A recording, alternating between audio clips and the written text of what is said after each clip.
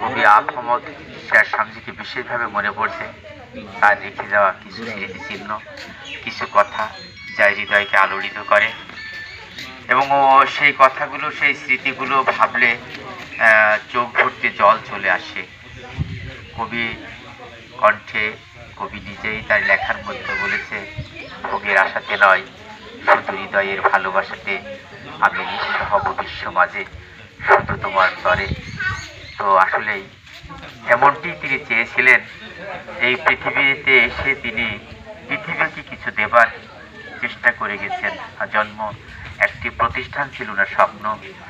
যে প্রতিষ্ঠানে মানুষ এলেম অর্জন করবে, বিদ্যা অর্জন করবে, আলোকিত মানুষ হবে, সেই চেষ্টায় চাইছেন, তার প্রাণান্ত চেষ্টা। তো আল্লাহ তাআলা সেই প্রদীপ এখনো নিভে যায়নি, এখনো তার অনির্বাণ শিখা এখনো জ্বলছে। সেই দিকটি ভাবলে কবির জীবন সার্থক, ধন্য হয়েছে। এবং তার সেই বিদ্যাপীঠেই আমরা তার উত্তরসূরি, এবং যারা আমরা লিখিয়ে এবং যারা লেখালেখি জগৎ নিয়ে থাকি, সাহিত্য সংস্কৃতির জগৎ নিয়ে থাকি, তারাই আমরা আজকে এখানে এসে তার বিধি আত্মার মাত্রার কামনা করেছি এবং তার আত্মার শান্তির কামনা করেছি। তো কবি অন্যত্র ঠিক এভাবেই বলেছে, উদারতা হবে মহত্ব তখন, তুমি হবে অসাধারণ যখন, কর্ম তখন ধর্ম হবে, পূর্ণ হবে স্বর্গসম, নূরের আলোয় দূরে যাবে কালো, শান্তিতে রবে অন্তর্মম।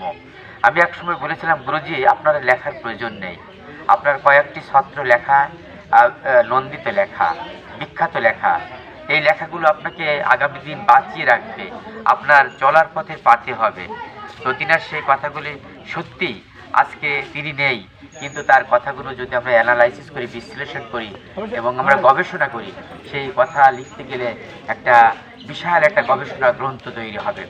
তিনি অন্যত্র বলছেন যে সাহসী ভয় করে তারে, ভয় করে তার তরে আপনারে, লয় করে যা আছে ভাণ্ডারে, সেই তো পাবে তারে মরমে অবান্তরে। তো আমরা আলমডাঙ্গা সাহিত্য পরিষদের সম্মানিত সভাপতি,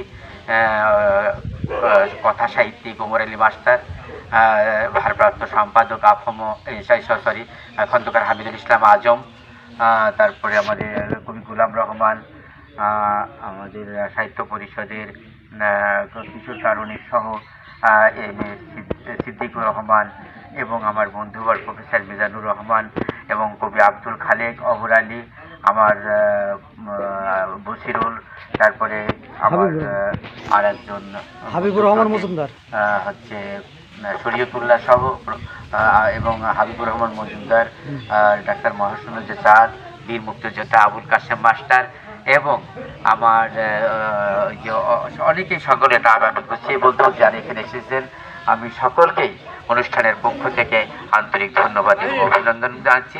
আপনারা সকলে সুস্থ থাকবেন,